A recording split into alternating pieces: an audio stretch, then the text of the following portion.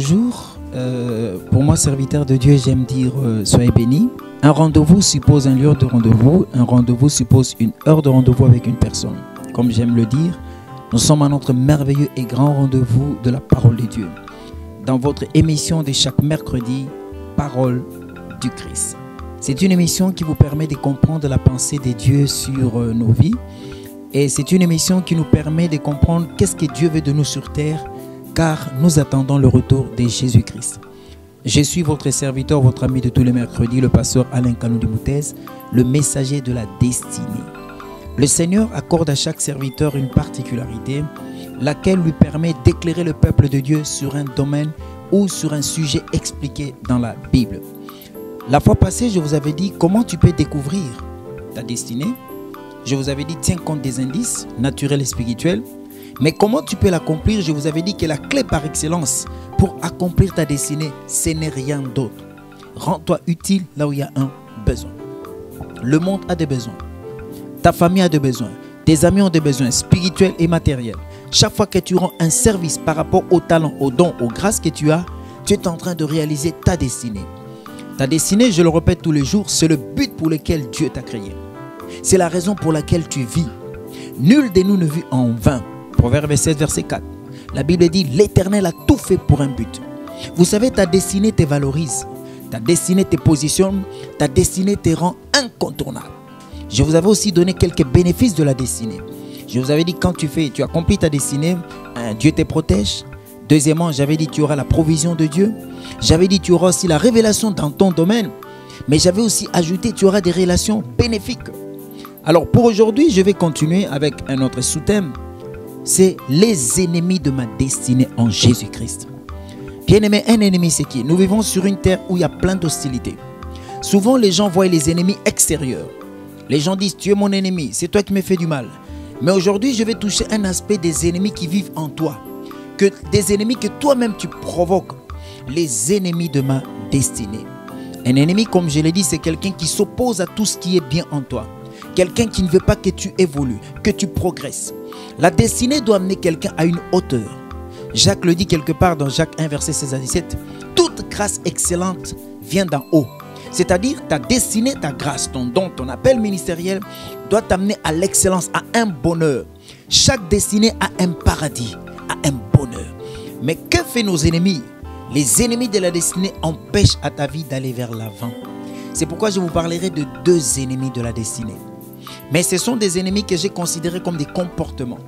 Je n'attaque pas le diable, c'est un ennemi déjà vaincu. Jésus l'a déjà dépouillé à Golgotha. Et je vais te dire une chose, mon frère. Chaque fois que tu es buté à un problème dans ta vie, même si le diable existe, mais le diable travaille avec ta propre volonté. Si tu ne libères pas ta volonté face au diable, il ne pourra pas agir dans ta vie. Alors je disais, nous allons étudier sur les deux ennemis de la... Il y en a beaucoup, mais je vais en citer que deux aujourd'hui. Par rapport à notre comportement. Le premier ennemi que nous allons citer, j'ai intitulé ça « Le non-respect des limites ». La vie est faite de limites. Vous savez, le premier grand rebelle qui a détruit sa destinée, c'est Satan. Dieu a fait que le trône lui appartienne, lui et lui seul. Car la Bible dit, je ne donnerai ma gloire à personne, ni mon honneur aux idoles. Satan, c'était un ange puissant qui dirigeait la musique. Mais un jour, Satan a débordé, il a dépassé les limites. Il a voulu prendre la place du Créateur.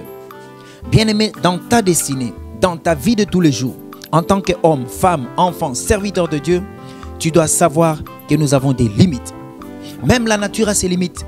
Le soleil ne va pas au-delà de ses limites. Les eaux ne vont pas au-delà de leurs limites. La nature nous enseigne que chaque création a ses limites. Quand tu vas au-delà de tes limites, tu te crées des problèmes. Alors je disais que le premier grand ennemi qui peut détruire ta destinée, c'est le non-respect des limites. Je prendrai un exemple. Nous sommes dans Genèse 3, verset 3, et puis 6. Dans Genèse 3, verset d'abord 3, écoutez la conversation de la femme Ève, notre mère, avec Satan. Elle dit ceci, Dieu a dit, nous n'y toucherons pas et nous ne mangerons pas, car le jour où nous mangerons, nous mourrons. C'était la limite que Dieu avait donnée à Ève et à Adam. Mangez de tout. Vous avez le paradis, vous avez le jardin qui est merveilleux. Ne touchez pas à l'arbre de la connaissance du bien et du mal. Le jour où vous avez essayé, vous allez mourir. Adam n'a pas eu le respect des limites. La Bible dit au verset 6, ça veut dire Genèse 3, 6, il a dit, écoutez ce que la Bible dit. La femme vit que l'arbre était bon à manger et agréable à la vue, et qu'il était précieux pour ouvrir l'intelligence. Elle prit de son fruit, elle en mangea et elle en donna aussi à son mari qui était auprès d'elle. Adam et Ève n'ont pas respecté les limites. Ils avaient leur destinée: dominer, assujettir, cultiver, multiplier la race humaine. Mais il fallait garder les limites, toucher à tout, sauf à l'arbre de la connaissance du bien et du mal. Et je vous dis, vous savez, quand vous dépassez les limites, vous n'avez pas le respect des limites, ça vous trompe quelque part. Satan a trompé Ève. Écoutez ce que Satan dit. Dieu sait que le jour où vous en mangerez, vous serez non pas comme Dieu, mais vous serez des petits dieux. Déjà, quand tu dépasses les limites, tu es en train d'enfreindre l'autorité. Un être humain doit avoir le respect des autorités, le respect des lois et des normes. Je voudrais dire à quelqu'un qui me suit, n'imitez pas les mauvais exemples. Vous êtes patron quelque part, on vous a laissé la caisse. Ayez des limites, respectez les limites. Vous êtes une femme mariée. Aujourd'hui, l'internet a permis à tout le monde d'écrire n'importe quoi, de balancer n'importe quelle image. Je vous demande d'avoir des limites. Sans limites, tu risques de perdre le paradis de ta destinée. Ta destinée doit t'amener dans les hauteurs. Ta destinée doit t'amener dans des endroits extraordinaires. Mais le manque de respect, le non-respect des limites va détruire ta destinée. C'est pourquoi Ève et Adam ont quitté le paradis de leur destinée. Si tu regardes dans ta vie, jeune fille, tu avais besoin d'un travail. Il fallait avoir le respect des limites. Ton chef n'est pas ton mari. Oui, ton cousin n'est pas ton mari. Ton petit chéri n'est pas ton mari. Vous savez, à cause de la sexualité, beaucoup n'ont pas eu le respect des limites. Il y a eu un non-respect des limites. Ne débordez pas. Par rapport à la parole de Dieu, ayez des limites. On vous donne une caisse, vous êtes comptable, ayez des limites. Respectez les limites qu'on vous a assignées. Vous êtes avec un patron, respectez les limites. Regardez le premier homme, il était le seul. Satan était le meilleur, l'ange, l'archange. Il a débordé, on l'a mis dehors. L'être humain vient, on lui dit voici les limites. Il n'a pas respecté les limites, on l'a mis dehors. Donc le premier grand ennemi qui peut détruire ta destinée, c'est le non-respect des limites. Garde tes limites. Garde tes limites. Je lirai une référence de l'apôtre Paul dans 2 Corinthiens 10, verset 14. Il dit ceci: nous ne dépassons pas nos limites. Paul, ses limites, c'est quoi? Dieu lui avait dit, va prêcher vers les non-juifs, les païens. L'apôtre Pierre, c'était vers les juifs. Même dans les ministères, reste dans les limites de la révélation que Dieu t'a donnée. Dieu peut te dire, va enseigner la délivrance. Dieu peut te dire, va enseigner sur la joie, ou la paix, ou l'amour. N'entre pas dans les limites de l'autre. Un jour, mon père spirituel, que je salue en passant, le docteur Félix, de la mission Salut Gloire, m'avait dit, un jour, il y avait tellement un vent des enseignements sur la délivrance. Il a dit, je vais essayer de prêcher la délivrance. Quand il a tenté, bien aimé, il s'est retrouvé que le peu des brebis que Dieu lui avait donné sont partis. Donc, par expérience, il a compris, reste dans le message que Dieu t'a donné. Si tu es chanteur, tu as un style de chanter, reste dans ton style. Respecte tes limites, mon frère. Ne va pas au-delà, tu vas te causer des problèmes. Je vais aussi prendre un deuxième exemple dans 1 Corinthiens 2, verset 2. Qu'est-ce que Paul dit? Lorsque j'étais parmi vous, je n'ai pas voulu savoir autre chose que Jésus-Christ et Jésus-Christ crucifié. D'autres oublient pourquoi ils sont dans les Seigneurs. Bien-aimés, nous devons avoir de limites, même dans la façon de voir la vie des autres. Aujourd'hui, avec l'Internet, il n'y a plus de limites. Les gens entrent dans la vie privée des gens. Comme Paul disait dans 2 Corinthiens 2, 2, que je ne vois que Jésus-Christ, c'est que Paul avait des limites sur la vie des autres. Logiquement, bibliquement, la vie privée des autres ne te regarde pas. Mais malheureusement, aujourd'hui, avec l'Internet, on touche à la vie privée de tout le monde. On peut prendre une image, on peut la balancer. Je donne un conseil à quelqu'un. Aie des limites sur ce que tu publies. Aie des limites avec les personnes avec qui tu causes. Ça peut te causer des problèmes. Si tu n'as pas de limites, tôt ou tard, tu vas regretter le paradis de ta destinée. Vous savez combien de femmes ont perdu le mariage? Vous savez combien d'hommes ont perdu le travail? Vous savez combien de jeunesse, certains jeunes, ont perdu leur virginité puisqu'ils n'ont pas eu le respect des limites. Le non-respect des limites va détruire ta destinée. Limite-toi au travail qu'on t'a donné dans l'église. Tu es collaborateur, ne cherche pas à devenir visionnaire. C'était ça Satan. Il n'était qu'un collaborateur, mais il voulait devenir le visionnaire de l'univers. C'est pourquoi je donne un conseil à quelqu'un. Plus que tu gardes tes limites, plus que tu protèges le paradis de ta destinée. Quand tu te lances à ne plus respecter les limites que Dieu t'a assignées, bien aimé, tu tombes dans un piège. Le piège, c'est quoi? C'est que tu n'auras plus les mêmes faveurs. Vous savez, quand Dieu crée des limites, Dieu est très sage. Hein? Dieu sait que dans les limites qu'il t'a données, c'est là où tu vas vraiment réussir. Écoutez ce que la Bible dit dans Apocalypse 2, verset 24. À vous tous, les autres de Thyatire, qui ne reçoivent pas cette doctrine et qui n'ont pas connu les profondeurs de Satan. Jésus félicite cette église. Il dit, vous n'avez pas connu les profondeurs de Satan. Vous savez d'où vient la magie? D'où vient la sorcellerie? D'où vient l'occultisme? Mais ça vient d'Adam et d'Ève. Ils n'ont pas eu leurs limites. Aujourd'hui, la plupart des gens, je dis la plupart des gens, ont voulu entrer dans ce monde-là par curiosité. La Bible dit, tu ne peux pas aller vers les magiciens. Vous savez, dans l'Ancien Testament, la Bible dit, il n'y aura pas dans ton pays quelqu'un qui parle aux morts, ni magicien. En Israël, il fallait tuer ces gens-là. Pourquoi? Ce sont des gens qui nous écartent des dieux. Bien aimé, la Bible nous demande d'avoir le respect des limites. Le non-respect des limites que Dieu t'assigne. La Bible dit, ne vole pas, ne triche pas, ne ment pas, ne hais pas, ne fais pas ceci. Toutes ces choses-là, ce sont les limites que Dieu nous crée. Ça nous sécurise. Ça te permet de rester dans le paradis de ta destinée. Écoutez cette église, on dit, ils n'ont pas connu les profondeurs de Satan. Les profondeurs de Satan, ça peut être un péché. Ça peut être une science occulte. Ça peut être quelque chose que Dieu interdit. Dieu te dit, ne fais pas ça. Ne va pas là-bas. Ne touche pas ça. Ne mangez pas les viandes sacrifiées aux idoles. Fouillez l'impudicité. Ne mens pas. Ne fais pas ceci. Bien aimé, toutes ces choses-là, quand tu as le non-respect des limites que Dieu nous a assignées par la parole de Dieu, tu finiras par perdre le paradis de ta destinée. Je parle à quelqu'un qui me suit. Ta destinée, c'est ta valeur. Ta destinée, c'est le bonheur de toi et des autres. Derrière ta destinée, il y a des peuples qui seront sauvés. Regardez comment le monde a été détruit à cause d'Adam et d'Ève.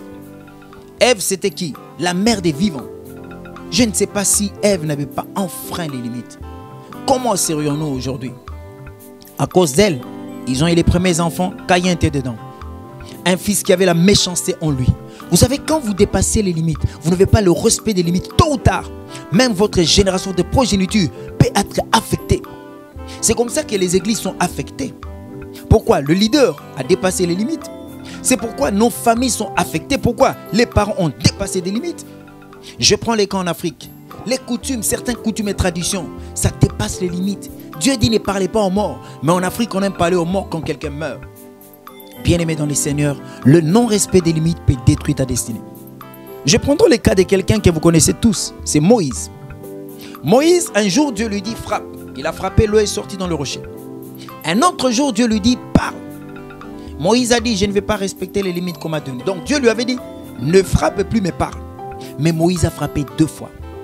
Donc il a eu le non-respect des limites que Dieu lui a données. Même dans nos appels, il y a des limites. Dieu nous interdit à nous serviteurs de Dieu de commettre certains bavures. Vous savez, Paul disait par rapport à l'argent, Paul avait beaucoup de retenues par rapport aux biens matériels. On ne peut pas utiliser l'argent de Dieu comme on veut. On ne peut pas se servir de femmes de l'église comme on veut. Il faut avoir le respect des limites que Dieu nous a assignées. Chers chantres, chers collaborateurs, chères femmes mariées, chères filles, chers garçons, toi qui es encore chez tes parents, tu as ta destinée, mais aie le respect des limites. Chacun doit respecter les limites que Dieu lui a assignées. Au niveau du travail aussi, respectez les limites. Adam et Ève ont détruit l'humanité puisqu'ils avaient appliqué le non-respect des limites. Limite-toi là où on te dit ne fais pas ça. Tu es gouverneur, tu es patron. Le pays te donne des limites. La société te donne des limites. Il y a des feux rouges, des feux verts, des feux, je ne sais pas comment, jaunes. Il faut voir des limites dans la vie. Ne faites pas tout, bien-aimés. Comprenez qu'est-ce qu'il faut faire, qu'est-ce qu'il ne faut pas faire pour protéger votre destinée, car il y a un paradis qui t'attend. Il y a un bonheur qui t'attend avec ta grâce, ton don, ton appel. C'est pourquoi je vous dis, ça s'appelle les ennemis. Ce comportement-là a détruit beaucoup de destinées. Alors, je veux passer à notre deuxième ennemi. C'est un ennemi aussi très dangereux. J'ai appelé ça les raccourcis. Vous savez, Dieu a créé le monde avec les étapes. Jésus, qui est le Seigneur des Seigneurs, n'a pas commencé le ministère à 12 ans, 15 ans, 20 ans. Mais il a commencé à 30 ans. C'est-à-dire, même Jésus-Christ n'a pas cherché les raccourcis. Et pourtant, il était fils de Dieu. Il était rempli du Saint-Esprit dès le sein de sa mère. Mais écoutez ce que la Bible nous donne comme exemple, mauvais exemple, de notre Père de la foi. Nous sommes dans Genèse 16, verset 4. La Bible dit, Abraham, il alla vers Agar, elle devint enceinte, et quand elle se vit enceinte, elle regarda sa maîtresse avec mépris. Abraham avait reçu la promesse de Dieu dans sa destinée. Il était le père des nations. La destinée d'Abraham, c'était de produire la bénédiction des nations. Abraham a attendu. Avec Sarah, ça n'a pas tenu. Ils ont tellement attendu dans leur vision, dit non, logiquement, l'enfant ne viendra pas. Dans leur impatience, la femme a eu l'idée. Va vers ma servante Agar. Regardez comment les raccourcis créent des problèmes. Bien aimé, les raccourcis, c'est un ennemi de la destinée. Ne cherchez pas des raccourcis. La Bible dit, Dieu est maître des temps et des circonstances. Dieu connaît le moment, le temps et l'époque qui doit amener une bénédiction à ta vie. Dans la Bible, Élisée dit souvent, au temps marqué par Dieu. Les raccourcis, c'est le fait de brûler les étapes. C'est même le fait d'avoir le doute sur la promesse de Dieu. Donc, quand Agar a donné l'enfant, elle était enceinte, elle a méprisé Sarah. Ça a créé des guerres. Vous savez, quand vous prenez des raccourcis, tu auras des guerres, d'abord par rapport à toi-même, et des guerres externes et internes. Évitez les raccourcis, mon frère. Tu es une jeune fille, tu vas te marier, évite les raccourcis. Tu es un patron, on t'a posté quelque part, on te donne 2000 $ par mois. Évite les raccourcis de toucher, de voler l'argent. Tu es serviteur de Dieu, sous un serviteur de Dieu. Évite les raccourcis. Qu'est-ce qui pousse les gens au raccourci? C'est l'impatience, c'est la convoitise, c'est un désir mal géré. Ne gère pas mal tes désirs. Dieu sait à quel moment il va te donner ça ou ça. Vous savez, cette femme est un mauvais exemple, la femme de Potiphar. Elle voulait accorder à Joseph un raccourci. Et pourtant, il y avait plus que ça. Si Joseph était tombé avec cette femme, Joseph se serait limité à la femme de Potiphar. Et pourtant, la destinée de Joseph l'attendait vers le grand patron Pharaon. C'est pourquoi je vous dis, le raccourci dans nos vies, ça nous empêche d'atteindre le sommet de notre destinée. Bien-aimés, ne faites pas des raccourcis.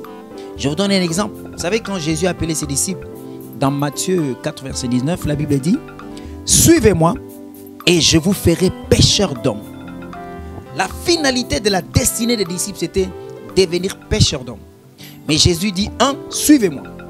2, formation, je vous ferai. 2, il y a l'appel, il y a la formation, puis il y a la mission. Dans tous les domaines de la vie, il y a toujours une étape qu'on appelle la formation. Dès que tu négliges la formation, tu es foutu. Bien-aimés, ne soyons pas pressés. Même un fruit ne peut pas mûrir en un jour. Même le fruit le plus rapide, même les bananiers, ça prend un minimum de temps. Ce n'est pas le même jour. Non, non, non, non, mon frère. C'est pourquoi je te donne un conseil. Évite les raccourcis. C'est un ennemi de la destinée. Dans la Bible, je vous donnerai un exemple de quelqu'un qui a voulu les raccourcis. C'était Géasi. Géasi va avec Élisée. Élisée, un grand prophète qui avait reçu le double d'onction d'Élie. Ils vont quelque part. Élisée sent qu'il ne doit pas demander. Vous savez, parmi les choses que j'ai appris de mon pasteur, le docteur Félix, mon père spirituel, il a dit un homme de Dieu doit avoir l'éthique pastorale. Présenter ses besoins aux gens, c'est diminuer l'autorité de Jésus. Dieu est celui qui nous prend en charge. Et Dieu aime nous bénir avec valeur. Mais quand tu commences à courir derrière les gens, tu perds ta valeur. La Bible dit, Géasi, sans l'autorisation de son maître, il est allé demander au roi, à la personne vers qui ils avaient apporté la solution. Et comme les Saint-Esprits sont de tout, les Saint-Esprits a parlé. La Bible dit que la lèpre a été collée à la vie de Géasi. Pourquoi? Il a cherché des raccourcis. À cause des raccourcis, certaines femmes ont quitté le mariage. À cause des raccourcis, certaines autorités sont en prison. Ils ont volé l'argent. À cause des raccourcis, certains ont commencé des ministères sans maturité. Et il est devant les gens, il a détruit le peuple. Bien-aimés, évitez les raccourcis dans le ministère. Évitez les raccourcis dans la vie. Ça va détruire ta destinée. La destinée a une étape, a un chemin, a un parcours. Dieu connaît ton parcours. Agar, c'était la femme, c'était la servante d'Abraham. Regardez comment elle est entrée dans un raccourci. Ne deviens pas les raccourcis des gens. Quelqu'un qui veut satisfaire son besoin, toi tu deviens son raccourci. Non. Ne deviens pas le raccourci de quelqu'un. Agar a été le raccourci de ce couple-là, Abraham et Sarah. Mais on l'a chassé. Aujourd'hui, tu deviens le raccourci de quelqu'un avec ses mauvais désirs, avec ses mauvaises intentions. Tôt ou tard, il va te rejeter. Je dis tôt ou tard, tu n'es qu'un raccourci. Il va te rejeter et t'oublier. C'est pourquoi je vous dis, faites attention. Je vous citerai un autre cas des gens qui m'ont étonné dans la Bible. Ce sont les fils de Séva. Séva, c'était un sacrificateur, l'un des principaux sacrificateurs. Mais ses enfants ont voulu faire la délivrance. Ah, tel, Paul chasse les démons. Jésus chasse, moi aussi je vais aller chasser les démons. Écoutez ce que la Bible dit dans Actes 19, 16. Et l'homme dans lequel était l'esprit malin s'élança sur eux, se rendit maître de tous deux, et les maltraita de telle sorte qu'ils s'enfuirent nus et blessés. Ils ont vu ce que faisait Paul. Ils ont vu ce que faisait Jésus. C'était les enfants d'un des principaux sacrificateurs. Tu peux être la femme du pasteur, l'enfant du pasteur, le collaborateur d'un président, d'une autorité. Ne te précipite pas à faire n'importe quoi. Respecte les normes. Ta destinée peut recevoir des coups du monde des ténèbres. La destinée de beaucoup de gens ont reçu des coups. Pourquoi? Ils ont cherché des raccourcis. Je suis certain que les fils de Séva n'étaient pas passés par la formation. S'ils étaient passés par la formation, les démons n'allaient pas les tabasser à ce niveau. Mais le démon les a tabassés, les a blessés. Pourquoi? Puisqu'ils ont cherché des raccourcis. Quand tu ne respectes pas les étapes que Dieu a préparées pour ta vie, bien aimé, tu vas rencontrer des choses terribles dans la vie. Vous savez, j'ai vu un frère avec qui on a prié il y a longtemps. Il s'appelait, bon, je préfère ne pas citer le nom. C'était un bon chanteur. Un jour, il s'est nommé seul évangéliste. Comme il a prêché dans le marché, dans le bus, et là, tu es évangéliste. Un jour, on l'a appelé. On a dit, bon, tu es évangéliste. Viens faire un service. Bien aimé, je me souviens de ce frère-là. Après avoir prêché, terriblement malade. Et le ciel m'est témoin. Au moment où je vous parle, il a déjà abandonné l'œuvre de Dieu. Il travaille au niveau du beach, ici chez nous à Kinshasa, le beach. Là où les bateaux viennent coster. C'est pour vous dire quoi? Ne brûlez pas les étapes. Dieu connaît ce qu'il veut faire avec vous. Vous savez, même Moïse voulait brûler les étapes, voulait chercher les raccourcis. Il voulait apporter la solution. Et Dieu lui dit, pas encore. Avant que Dieu ne travaille avec toi, Dieu doit d'abord travailler en toi. Les gens n'aiment pas la préparation. Les gens n'aiment pas la formation. Les gens n'aiment pas passer, respecter les étapes. Non, bien aimé, même Moïse, Dieu voulait lui enlever cette agressivité. Regardez dans la Bible, à la longue, on a dit Moïse, c'était l'un des hommes les plus patients de la terre. Mais il a tué un Égyptien. Il a tué un Juif. Pourquoi? Il voulait trouver la solution. Il voulait chercher le raccourci. Ne désirez pas des raccourcis. Dieu est maître de votre vie. Dieu sait à quel moment tu seras pasteur. Dieu sait à quel moment tu entreras dans le studio. Dieu sait à quel moment tu feras tel voyage. Dieu sait à quel moment tes offres vont gonfler. L'essentiel, respecte les limites. De deux, ne cherche pas des raccourcis. Ta destinée est une étape. Ta destinée est un programme. En tant que destinée en Jésus-Christ, Jésus c'est le modèle parfait de notre destinée. Même l'apôtre Paul, avant de commencer à travailler, il est d'abord passé sous l'école de Gamaliel et de Barnabas. Donc Barnabas l'a formé. Vous avez besoin d'être formé. Même Timothée qui est devenu un grand évangéliste, il est passé par l'école de Paul.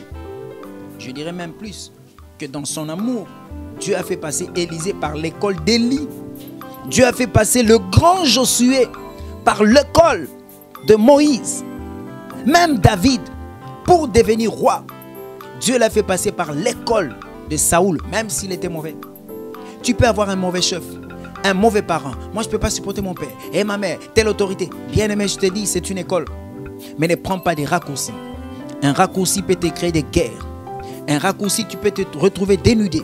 Tu peux te retrouver blessé. Tu peux avoir des pertes inimaginables puisque tu as voulu des raccourcis. Toi qui m'as suivi, en Jésus-Christ, tu as la valeur. Toi qui n'as jamais donné ta vie à Jésus, donne ta vie à Jésus. Invite Jésus dans ton cœur. Confesse qu'il est le Fils de Dieu. Tu seras sauvé. Accepte Jésus pour devenir enfant de Dieu. Pour être sauvé de la punition éternelle qui attend ceux qui ne croient pas en Jésus. À toi qui as Jésus comme Seigneur et Sauveur, ta destinée c'est ton bonheur. Il y a un paradis qui attend ta destinée. Tu as ton paradis de ta destinée. Mais deux choses que je t'enseigne aujourd'hui. Attention à deux ennemis dans ton comportement. Le non-respect des limites. Et deuxièmement, les raccourcis. Que Dieu te donne la force. Paul disait, notre capacité ne vient pas de nous-mêmes. Que Dieu te rende fort pour que tu respectes les limites au nom de Jésus.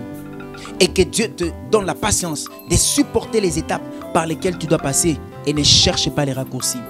Ta vie est précieuse. Ne sois pas pressé dans la vie. Toute précipitation amène au désastre. Que le Seigneur vous bénisse. Que le Seigneur te fasse grâce. Et que ta destinée puisse être excellente. Que tu ailles loin avec Jésus. Jésus revient, mon frère. Jésus revient. Chacun rendra compte pour l'œuvre à laquelle Dieu l'avait appelé. Ton don, ta grâce, ton talent, tu dois en rendre compte. Mais ne désire jamais de ne pas respecter les limites. Respecte les limites.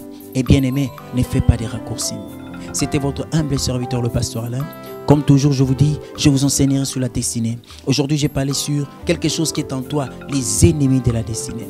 On se reverra prochainement sur d'autres choses que nous pouvons dire sur la destinée. Tout ce que je vous demande, soyez toujours avec nous au rendez-vous pour la gloire de Dieu, au nom de Jésus-Christ. Amen et bye bye.